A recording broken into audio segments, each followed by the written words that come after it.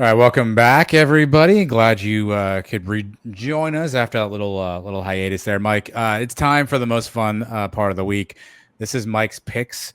Mike goes through games that have some sort of an AAC tie-in, and we'll tell you who's going to win. But before we get to that, Mike, don't forget we're now working with PrizePicks. They are an app you can download from the App Store, either Google Play and/or iTunes. And when you download this app, you make a deposit. If you use our promo code SONS12, they will match 100% of that deposit up to $100. So if you put 100 in, they put 100 in. Guess how much you have? That's right, 200. And really what this is, it's like a daily fantasy. You go through and they give you over-unders. They give you fantasy style points on various categories. And it's simple. You get to put whatever, confidence you have in that pick, and either the over, the under. You get two, and there's opportunity for triple and quadruple and even 10 times the winnings, depending upon how many picks you want to make, Mike. Super simple, super easy to use. The app is really user-friendly. Every sport that you want there. So if you want to get your college football action, they're great. NFL starts this weekend. You can check through some of those as well. They're running a promo right now for Tom Brady over 0.5 yards. So you can actually get that action right now on PrizePicks, Mike. And they have some UCF stuff. So I'm going to run through. I did not do well. I went 0 for 2 on my PrizePicks this week. I was going to do a second pick, but forgot to do that. So I lost both my Hendon Hooker over on yardage and my Ryan O'Keefe touchdown reception. So I am not doing well. So I'm going to need everyone's help out here. Here's some options in front of you, Mike. You tell me which of these you think are feasible. Here we go. You can get John Rice Plumlee over under 259.5 passing yards. Ooh, that seems high. That seems high to me too. I was thinking under there.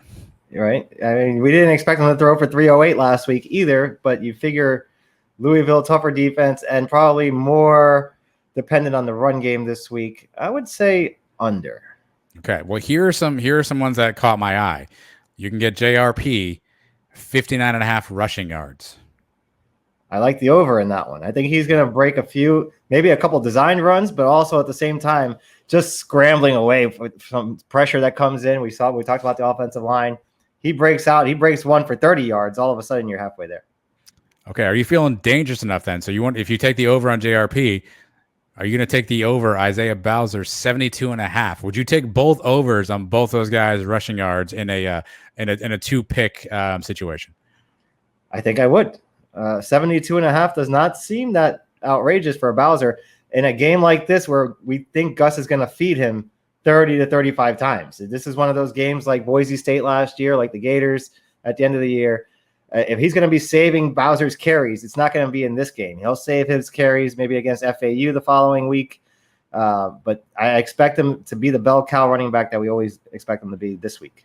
Okay, keep in mind, Syracuse's starting running back had 102. Their starting quarterback had 105. So there is precedent for that, Mike. The only other action you can get UCF related, Javon Baker, 69.5 rushing yards. I'm sorry, receiving yards, over or under. Oh, that's a tough one. Give me under, just because that seems like a lot. I think we're going to be spreading the ball around. If he's getting that many, then how much is O'Keefe getting? I think this could be a big O'Keefe game. We've seen what he's done. He's not an option right now on PrizePicks. We'll see if that changes. All right. So I figure we're going to get him on end of rounds. You're going to get a lot of touches for O'Keefe this week. But Baker looked good in week 1, so I wouldn't bet the under. But if you made me pick, I'd take it, I guess. Malik Cunningham, 209.5 pass yards, over under. That seems low, especially if you're thinking that UCF is going to be up in this game, and then they're going to have to throw a lot more. I'd say he comes late. And they were down a ton versus Syracuse. He only threw for 152. All right. Well, then I don't know what the heck I'm talking about. I'm just throwing out options here. Would you take this action? Dylan Gabriel, 270.5 passing yards. They're playing Kent State. Yeah, he's going to go over. He's going to have a big one, like over 300 yards. How many did he have this first week? I don't think he got to 300, right? Let me check and see here. They played UTEP? 233. All right. I'd see them trying to pad his stats a little bit more. If they want to do some kind of Heisman push, as they were talking early in the year, he's got to throw for over 300 against whatever team they're playing this week. All right, so those are some prize pick options out there. I think I might agree with Mike. I think I'm definitely in on the Bowser 70, whatever, 77 and a half, whatever I said. I think I'm definitely in on that over. I got to think about the JRP. I think about it. Do I think both those guys are going to be able to make that happen, or do I maybe go with the Dylan Gear? I hate to do it, but I mean, it's free money out there, right? So go to PrizePicks again, download the app. Suns 12 will get you a deposit match. It's a lot of fun. Look, you're watching these games anyway, right? You're always going to be watching UCF. You're going to be rooting for UCF. You know Bowser's going to get the ball a ton. You might as well put a little bit of this deposit situation on there and have some fun with it along the way, right? Why not? You're out nothing. Again, Suns 12, nice little promo code match for you there. Download the app. It's a lot of fun. Like you went a second time. You went 2 rounds this past week. How'd that fare for you? Yeah, I lost my pick that I told you I was going to go with last week. The West Virginia Pitt game. I picked both quarterbacks to throw an interception. One of them did. One of them did not. So lost my money there. Then I was around on the couch that Saturday watching all these games. I said, man, I haven't really put a bet on anything. Same time the Yankees were about to start playing. I was like, let me mix it up. Let's do a little Yankees crossover college football bet. I don't know what I was thinking. I remember at this point at 6 o'clock, I was a few beers in. I wanted my bet to be over early. So win or lose, I wanted to know right away. So I bet the pitcher for the Rays, Kluber, to have 2 strikeouts in the first 2 innings, which in the first inning he had 1 strikeout. All I needed was 1 more in the second inning. I don't even know if he got it because my other bet was the starting pitcher of the Yankees to throw over 15 pitches in the first inning, and he only threw about 8 or 9. So I lost my bet right away in the first inning, and it went away.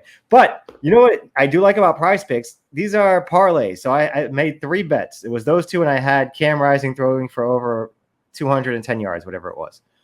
If you want to set it up, you don't actually have to hit all 3. You could hit 2 out of 3 and still win some money. They give you that option. Now, if you choose that option, you obviously don't win as much if you win, but still a nice little way to change up the bet. Yeah, again, a lot of good entries, a lot of good props out there. So make sure you have some fun with us. Download the app and see how you do. Let us know. Let us know how you're doing. We'll let you know how we're doing. See us at the tailgate. Tell us if you've had any success. Let us know. We'll give you a free. I think I actually said if someone can show me a win, I will hand out free T-shirts. I don't know if I got any of those, so I don't know if that means you all lost. So sorry to hear that, Mike. But that's the PrizePicks portion of the proceedings. Now we get down to Mike's picks. What Mike does is he goes through AAC games. He finds some matchups he likes. He tells you who's going to win, who's going to lose. It's your show, my friend. What's your first game? Hold on. First, we got to recap last week because ding, ding, ding, ding. Oh, boy. Get the chalk. Right. Somebody went 3-0 last week. That somebody is me. That's right. 3-0. They were easy wins, too. No, I didn't have to sweat any of them out. I had Duke covering 6.5 against Temple. They won that game by 30. I had East Carolina covering 10.5 against NC State. Once that game got down to crunch time, the last 8 minutes, there was almost no way, unless there was a turnover the other way, that I was going to lose that one. Covered that. They only lost the game by 1. And I had SMU covering 10.5 against North Texas. Blew them out. Clean sweep, 3-0 to start off the season. Can't beat that. You can't beat that with a stick, right? Now, the pool tracker, not as good. I got those 3 right. I got maybe 1 or 2 other ones, but yeah. You were 98th place with 6. I am not much better. I'm at 87th place with 7. I don't know if Trace ever got in here. I don't see his name as I'm scrolling through here. Staproy Drew has 7 as well. So actually, Sampez has 8. He's number 40. So Trace is leading right now. The lead dog, Cade, whoever that is, with 11. And then Kay Hedden also tied with 11. J Blow 38387 has 10, Joe Knight has 10, CFB Home has 10, and Valley Nars also has 10. So I remember J Blow doing well last year too. I remember saying that name a few times. Okay. So I think you just want to say that name. I mean, I'm only a couple of points back. If I didn't pick against UConn both times, I'd have 8 wins right now too. UConn's really hurt me so far this year. All right, well, what do you got this week? Here we go. We got 3 more winners this week. Game number 1, Old Dominion at East Carolina. The Pirates giving up 12.5 points. Pirates lead the all-time series 6-3 with 1 tie, including 3-0 against Old Dominion since they've come back. Did you know Old Dominion started playing football in 2009, but they were actually playing football back in like the 1920s, and they were called William and Mary, actually. And then they ended up not playing football for, 80 years and finally came back here recently. So that's where that all-time record comes from. But 3-0 since they've come back in 2009, East Carolina is. And the Pirates got to be licking their wounds after that heartbreaking loss against NC State. I mean, talk about a tough way to lose a ball game. Those people got to be devastated. And then on the other side of the spectrum, you got Old Dominion that came off a thrilling victory on Friday night against Virginia Tech. So you got two teams, complete opposite ends of the spectrum last week, meeting here in Greenville. Houghton Oilers still throwing interceptions left and right. This guy, he is what he is. He's got some nice plays in him, but at the same time, you can't really trust him. East Carolina needs to get back on track now. They're about to hit a soft spot of their schedule. Old Dominion, which is not a bad team, but then after that, you got Campbell and Navy at home before they go visit the Cows. So they can get on a nice little roll here, win 4 or 5 games before they play us in October. The Monarchs offense did not look that great last week against Virginia Tech. They didn't score until the very end of the game there. And the Pirates defense looked really good in parts of the game against NC State. Some couple goal line stands. But I think 12.5 is just too much for me. Give me Old Dominion to cover and keep it close. Doesn't Daryl Mack go to Old Dominion? He does, and he doesn't play. And I don't know why. Start Mack.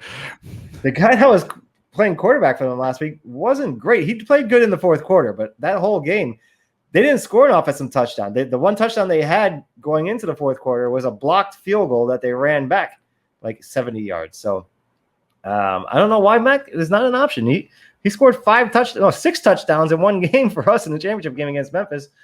I don't know what's going on there. Start Mac. Yeah, I thought ECU obviously should have and could have won the NC State game. But I don't know how much of that was, them playing really well or NC State not playing well. They have a pretty decent defense. I mean, we saw what they did to us last year. They kept NC State largely in check. Devin Leary is one of those, top 10 rated quarterbacks in all of college football. But 12.5 is a lot. I don't know if their offense can keep up. ODU is, I don't know what they have. I don't know what you're going to get week to week, but that just feels like a lot of points to rely on Houghton Oilers. So I think I agree with you on this one. Yeah, Old Dominion impressed me a little bit there at the end of that game. So I knew Mike was your go-to for Old Dominion football coverage. What a time to be alive. I said this the other night. Old Dominion is undefeated in games I've watched them play because that was the first time. So I didn't know they were called the Monarchs, even as I was watching that game until I was making the picks today. I figured out that the name was the Monarchs. They got a cool little logo. I like that. Yeah, it's all right. It's all right. Not bad. All right, so Mike's on ODU. What's up next? Game number 2, Houston at Texas Tech. Houston is getting 2.5 points here on the road. Houston leads the all-time series 18-14 with 1 tie. But Texas Tech has dominated the series recently, winning 9 of the last 10 going back to 1991. So only 1 win for the Cougars here in the last 30-plus years. Cougars coming off a thriller against the Roadrunners of UTSA. We were talking about that game last week. I thought they should beat those guys by more. Maybe I wasn't giving San Antonio enough credit. It looked like a pretty solid team there. They're on the road again, 2 weeks in a row on the road in state. Maybe their schedule is not as soft as we always thought. I mean, we kept saying that they don't play Cincinnati and they don't play UCF. Turns out San Antonio's not bad. Texas Tech's not that bad either. They're coming in with a new head coach, Joey McGuire. They put 63 points on Murray State in week 1. Murray. They did lose their quarterback. They did lose their starting quarterback. Tyler Show went down in the first quarter of that game. Back up, Donovan Smith came in, 4 touchdowns on the board. Smith came in last year to replace Show, who got hurt during the season too. So he does have experience, but he is not the main guy, and it looks like he's going to have to start this game against Houston. Clayton Tune, 3 touchdowns in the air, 1 rushing last week. I expect him now to get into a little bit of a rhythm. The game is in Lubbock, 4 o'clock, but I think Houston goes in there, gets things straightened out now after a tough game week 1, goes on the road, and wins this one outright. Give me the 2.5 points just in case, but give me the Cougars to cover. Yeah, I don't know what to make of this game because UTSA is a good team. They were a really good team last year. It was in San Antonio. It's in a dome. It's an interesting environment. So I think I picked that one correctly. I think I had UTSA on that one. So I don't know what to make of Houston yet. They have a ton of athletes. Texas Tech, obviously, to your point, they didn't really play anybody good, but now they have obviously a quarterback situation here. I still may lean Texas Tech just because it's at home. And at some point, I just figure Holgerson's going to do a Holgerson and not win the big one. So I'm going to go Texas Tech on this one. I'll go counter here. I'll go T-Tech. I have no reason why. Maybe I just want to see him get hit in the head with a tortilla or something. But I'm gonna go Tech. I think they figure a way out of it. And I think Houston stubs their toe. And I do think they have an easy conference schedule. All this out-of-conference stuff doesn't really matter. If they go undefeated in the American, they're still playing in the championship game. So, yeah, they have a tough task here in week 1 and week 2, but their conference schedule a little bit easier. So, let me go Texas Tech. All right. So, finally, you disagree with me here on one. Yeah. Good thing. Plus, I need Houston. I think they're still ranked 25. Right, so I need them. I need them out of the way. I need them to clear a path for us to be the highest ranked program and kind of get in there. So I'll go Texas Tech. I don't feel great about it, but what the heck? Yeah, but it'd be nice. Actually, Houston being ranked would be fine until we play them. Then we just got to beat them, and then we'll jump play them until the last game of the year if we get to that point. Right. So that's right. So, all right, you ready for game number 3? Never been more ready. The big one, the one we've been waiting for: Louisville at UCF. The Knights -6.5. We know how we rolled in the opener against South Carolina State. And we talked about Louisville getting destroyed at Syracuse. I didn't see that coming. Did anybody see that coming? Syracuse, I didn't think was a good football team. And they had their way with the Cardinals last week. They're now coming off a short week. That was a late night game on Saturday, coming in on a Friday night to Orlando. A raucous crowd that we've already talked about. They're walking into a buzzsaw here, my friends. I don't think this is good news for the Cardinals. Primetime game. It's the only game of the night. There's a game on CBS Sports, Boise State, New Mexico. That doesn't count. And that, I think it kicks off like 9:30. So this is the game that everybody's going to be watching, ESPN2. Do we have the Malik Cunningham blueprint? Did Syracuse show us exactly what we need to do? T-Will, Malzahn, they're in the office right now watching that film. They know exactly what we need to do to contain this Cunningham kid. And this is the game last year that sent our season into a completely different trajectory, right? All the injuries. We ended up the very next week losing to Navy. This year, this is the game that catapults us. This is the game like we had against Maryland in 2017, where we end up beating up those guys 38-10. And then we've talked to a bunch of players from that season. A lot of them said that day they knew, hey, this team could do something special. This may be that game for us, this version of the Knights. I think we go on a run here from here. JRP gets it done on the ground. Heavy dose of Bowser. And I told you, this is like that Boston College game in 2011. Maybe close for a half, maybe 2. But I think in that fourth quarter, we pour it on these guys. The humidity gets to them. They're worn out. And we blow this thing open in the fourth quarter. Final score, UCF 37, Louisville 13. Book it. Knights cover 6.5. First thing I've always been bothered by, the Louisville mascot. Cardinals don't have teeth, so that's always annoyed me. I think this one will be a little bit closer throughout. I think, to your point, Louisville will probably have a little egg on their face having in Syracuse. They're going to be motivated to come in here. They know they beat us last year, but we're a completely different offensive team than we were last year. Last year, they were facing a team in Gus Malzahn and Dylan Gabriel that we were trying to throw the football a little bit. Bowser, our really biggest running threat at that point, went out. We had a bunch of younger, unproven backs, guys who weren't healthy. And so I think our offense completely sputtered throughout. This is a completely different offense. It's not, I don't think it's the same as Syracuse, but you look at what Syracuse did to them with the rushing attack, both in the quarterback position and the running back role. Obviously those are stats I think we can replicate. Mike, the offensive line is really going to be where it's at. Can we block enough to get, open running lanes for Bowser, for Johnny? Can JRP, do the zone read with perfection and pick up some of those chunk plays? And then when we need to make a throw, can we make the throw? We saw him do it against South Carolina State. I have no reason to suspect he can't do it again. But like Gus told us, this is new to him. He's never done this kind of stuff before too. So I think it's a little closer than what you have. I think it's a 7 to 10 to 13 point win for the Knights, but I'm easily happy to give the 6.5 up on this one. I think it's a little closer, but I do think UCF, you can give that 6.5 away. I've got another trend here for those of you that are going to put some money on this game. When a team loses game 1 as an away favorite, like Louisville was last week, and then they're on the road again for game number 2, 1-12-1 against the spread. That's 7%, 7.7% that team covers. That's not a good sign for Louisville. So I know it's a little bit of a stretch there for the trends, but hey, it seems to work. 1-12-1. Where'd you get that research from? That's unbelievable. I know. Somebody texted it to me today. As we were doing the show about 20 minutes ago. All right. That's okay. I think I can figure out who that might be. All right. So Mike is on Old Dominion. He's on Houston, and he's on UCF. Those are his picks.